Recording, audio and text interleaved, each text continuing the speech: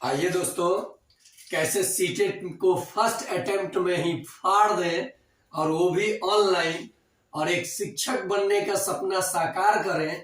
तो आइए बताता हूं कि कौन सी गलती आपको नहीं करना चाहिए जो मैंने अपने फर्स्ट एग्जाम में किया था। जी हाँ, मैंने भी ये गलती किया और मैं भी 2 नंबर से डिस्क्वालीफाई हुआ था, यानी सीटेट पास नहीं कर पाया था। उसके बाद मुझे समझ में आया कि अरे ये तो ऐसे करने से होगा, नहीं तो मैं फिर से डिस्क्वालीफाई हो जाऊंगा सेकंड अटेम्प्ट में। तो वो गलतियां आपको नहीं करनी चाहिए। तो आइए मैं बताता हूँ कि वो गलती क्या था और वो मैंने किया क्या था। सबसे पहले तो मैंने लैंग्वेज 1 और 2 में मैंने गड़बड़ी क्या किया कि मेरा जो लैंग्वेज था मैंने वो ना लेकर के मैंने दूसरा लैंग्वेज चूज कर लिया। जैसे मैं संस्कृत में अच्छा खासा मेरा मार्क्स आता है और मैंने इंग्लिश ले लिया। हो सके कि आपका इंग्लिश में अच्छा आता हो और आपने क्या ले लिया, संस्कृत ले लिया। और ये भी गलती होता है कि आपने लेना था 1 में और ले लिया 2 में, या लेना था 2 में या ले लिया 1 में। तो आप इन गलतियों को फॉर्म फिलअप करते समय अच्छे से देखिएगा कि मैंने ये तो गलती नहीं कर दिया है, और आप तैयारी किसी और चीज का करने लगिएगा और वहां मिस्टेक से आपका फॉर्म कुछ और भरा गया है। जब आपका एडमिट कार्ड आता है तो उस समय आप परेशान हो जाइएगा, कोई उपाय नहीं रहेगा आपके पास, आपको एग्जाम देना ही पड़ेगा। फिर भी ये रही आपकी सावधानियां, आप इन सब सावधानियों पे ध्यान दीजिएगा। उसके बाद फर्स्ट अटेम्प्ट में 120, जी हाँ, फर्स्ट अटेम्प्ट में आप 120 प्लस कैसे लाओगे, ये मैंने मिस्टेक नहीं किया आपने। तो आइए मैं बताता हूं कि कैसे सीटेट निकलता है। सीटेट केवल सीडीपी, केवल गणित, केवल हिंदी, केवल ईवीएस, केवल सामाजिक विज्ञान, केवल मैथ साइंस पढ़ने से नहीं निकलता है। सीटेट इससे निकलता है। ये अपना ब्रेन लगाइए, कैसे सीटेट निकलेगा। पॉजिटिव थिंकिंग रखिए, बच्चों की तरह सोचिए। देखिए, दोनों का टाइमिंग सेम रहता है, दोनों पेपर का। अगर आप ग्रेजुएट हो तो आपका 1200 रुपया फी लगेगा, दोनों फॉर्म भर सकते हैं। सिंगल भरिएगा तो 1000 रुपया लगेगा। तो आप तो ये सब जानते हो। देखो बाबू, मेन मुद्दा क्या है कि कौन कौन से चीजें सेम रहती है दोनों पेपर में, और दोनों में हम लोग एक ही तैयारी से निकाल सकते हैं। देखिए यहाँ पे आपका सीडीपी दोनों में सेम रहता है, चाइल्ड डेवलपमेंट एंड पेडागोजी। आप जब सीडीपी पढ़िए तो 6 to 8 और 1 to 5 करके नहीं पढ़िए, आप सीडीपी दोनों पेपर के लिए पढ़िए। अगर दोनों भरे हैं तो, एक भरे हैं तब तो कोई बात नहीं, आप एक के लिए पढ़ सकते हैं। नेक्स्ट है आपका ईवीएस।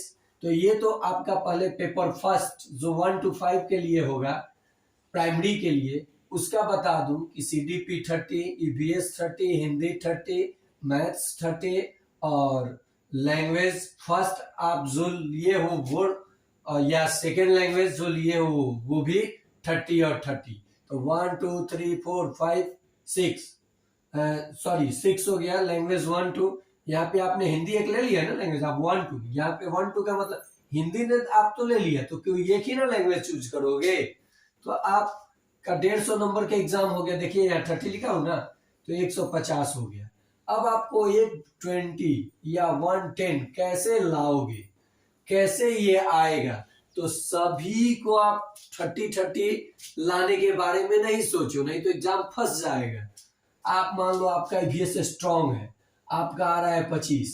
जब आप मॉक टेस्ट लगा रहे हो तो ज्यादा से ज्यादा मॉक टेस्ट लगाओ। मान लो आपका सीडीपी कमजोर है, आ रहा है 20, इसको मेंटेन करना है और इसे स्ट्रांग करने की कोशिश कीजिए। अगर नहीं हो रहा है, साइंटिस्ट वो फिलोसफर लोगों का नाम याद नहीं आ रहा है, तो अरे इसको कोई जरूरत नहीं है कि आप 100% कीजिए। ठीक है, सभी सेक्शन में आता है 75 नंबर, पता है मुझे, आपको भी पता है, लेकिन फिर भी आपका रिजल्ट हो जाएगा। कुछ क्वेश्चन ऐसा होता है कि आपका पॉजिटिव माइंड पकड़ लेता है कि आंसर यही होगा। मान लीजिए तो ये 25, इसमें 20 आया, 10 हटा लीजिए। हिंदी आप स्ट्रॉन्ग कर लीजिए, हिंदी में आप स्ट्रॉन्ग कर लीजिए, इसमें ला दिए 25। आप गणित स्ट्रॉन्ग कर लीजिए, आप ला दीजिए 25।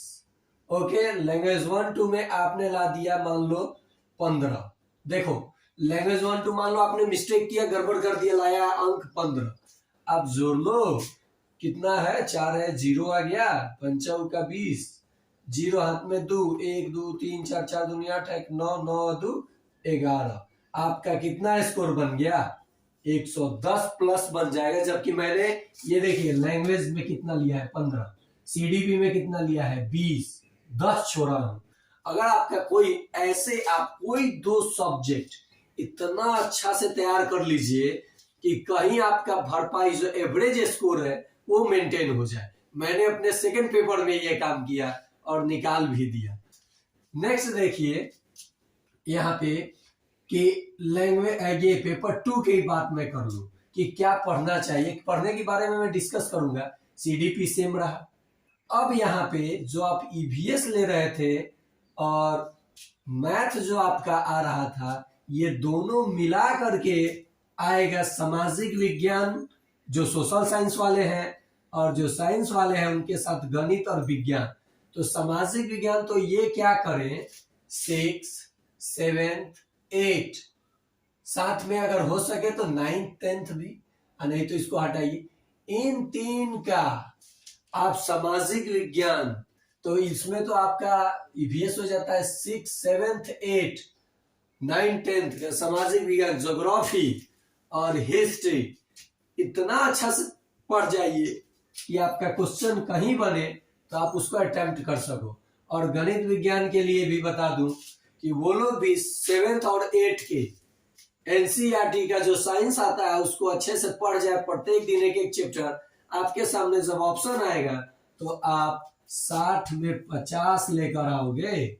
मैंने लाया था 46, अब मुझसे 4 ज्यादा लाओ। मेरा मैथ साइंस था, ठीक है।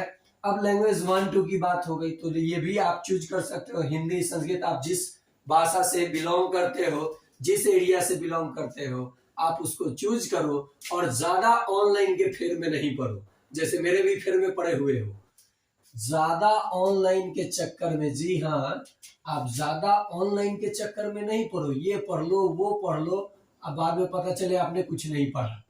आप सेल्फ स्टडी करो, आप सेल्फ स्टडी करो, कंटेंट आपको पता है, और आप एनसीईआरटी और जितना ज्यादा से ज्यादा हो सके प्रीवियस 5 ईयर का जो कंटिन्यूअस है उसे पढ़ जाओ और उस मॉक टेस्ट लगाओ। उसके बाद एनसीईआरटी आप पढ़ जाओ, मॉक टेस्ट लगाओ और देखो कि किस सब्जेक्ट में आपका नंबर ज्यादा आ रहा है तो उस पर कम मेहनत कीजिए, और जिस पे कम आ रहा है उसका स्कोर 10-12 आ रहा है उस पे थोड़ा ज्यादा फोकस कीजिए।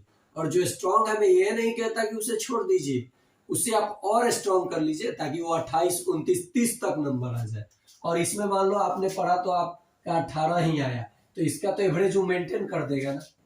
तो आप क्या करो, ये जो मैंने गलतियां किया था वो आप नहीं करो, और आप इस तरीके से तैयारी कर लो कि आपका 110 प्लस और इसमें 120 प्लस आपका मार्क्स बन जाए। और जब आप रिजल्ट देखो तो आपके चेहरे पे इतनी स्माइल हो कि मैंने फर्स्ट अटेम्प्ट में ही, देखिए एक उमंग होता है, जोश होता है।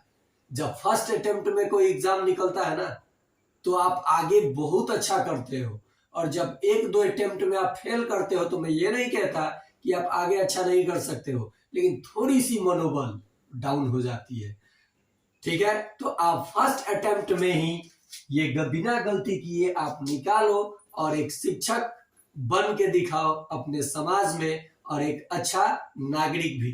तो आज के लिए इतना ही। अगर वीडियो पसंद आया हो तो आप लाइक करो, शेयर करो, सब्सक्राइब करो। मैं ऐसे ही आपको वीडियो प्रोवाइड करता रहूंगा।